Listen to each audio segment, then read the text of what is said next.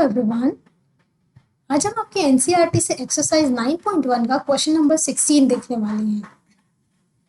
So question is, the angles of elevation of the top of a tower from 2 points at a distance of 4 meter and 9 meter from the base of the tower and in the same straight line with it are complementary. So prove that the height of the tower is 6 meter. तो चलिए हम इस question को समझते हैं। एक tower है और टावर का टॉप ग्राउंड पे 2 पॉइंट्स पर कॉम्प्लीमेंट्री एंगल फॉर्म करता है। एक पॉइंट का डिस्टेंस 4 मीटर है एंड दूसरे पॉइंट का डिस्टेंस टावर के बेस से 9 मीटर है। तो हमें ये प्रूव करना है कि टावर की हाइट 6 मीटर होगी। तो चलिए अब हम इसका डायग्राम ड्रॉ करते हैं। ये एक टावर है। सपोज हमने इस टावर का नाम दिया AB। टावर का जो टॉप है वो ग्राउंड पे 2 पॉइंट पर एक कॉम्प्लीमेंट्री एंगल फॉर्म करता है।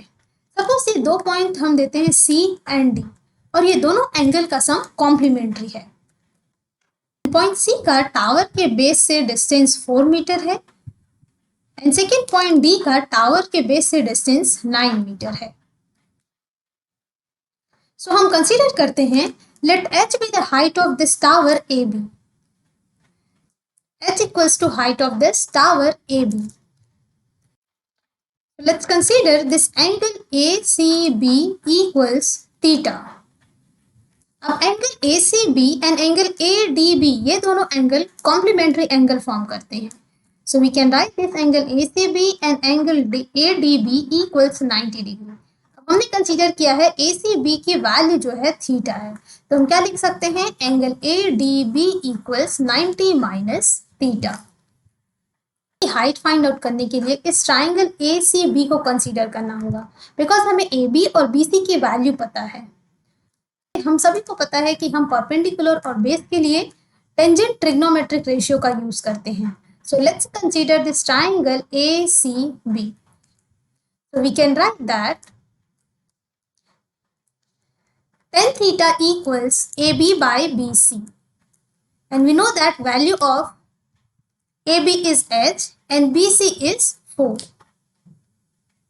So this is our first equation.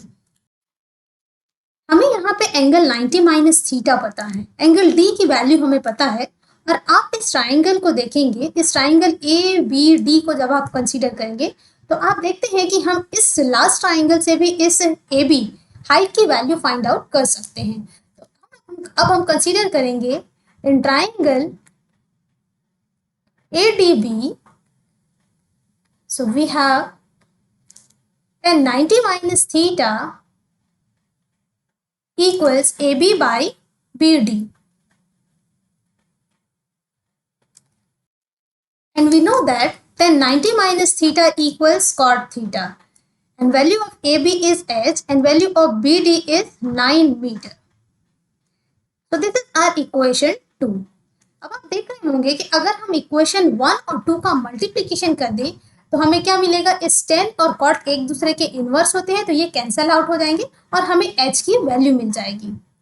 So let's multiply this equation 1 and equation 2.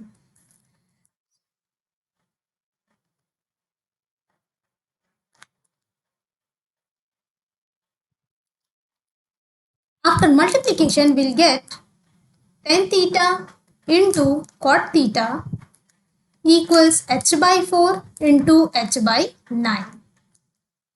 So cot theta और tan theta एक दूसरे के इनवर्स होते हैं, तो हम क्या लिख सकते हैं, tan theta equals 1 upon cot theta. So हम लिख सकते हैं tan theta की वैल्यू 1 upon cot theta होती है, and this cot theta and cot theta will be cancel out. H into H is H square divided by 9 4s are 36. So we'll get 1 equals to H square divided by 36. After crosswise multiplication, we'll get H square equals to 36. अगर हम इस square को remove करते हैं तो ये root of 36 हो जाएगा, एंड रूट ऑफ 36 होता है प्लस माइनस 6। और हमें पता है कि हम हाइट कभी भी नेगेटिव वैल्यू कंसीडर नहीं कर सकते हैं, तो हम यहाँ पे क्या लेंगे, height equals to height of the tower H equals to 6 metre. यही हमें प्रूव करना था, तो आप लिख सकते हैं यहाँ पे hence proved. If you you have any doubt or query related to this topic, please let us know in the comment below. We will try to provide solution as soon as possible. और हम इसी तरह 9th और 10th के exam से related कुछ और भी इंपॉर्टेंट टॉपिक्स कवर करते रहेंगे। सो आप सभी फंडू ट्यूटर के साथ जुड़े रहिए। मिलते हैं नेक्स्ट सेशन में और भी कुछ इंपॉर्टेंट टॉपिक्स के साथ। Till then bye bye and be safe.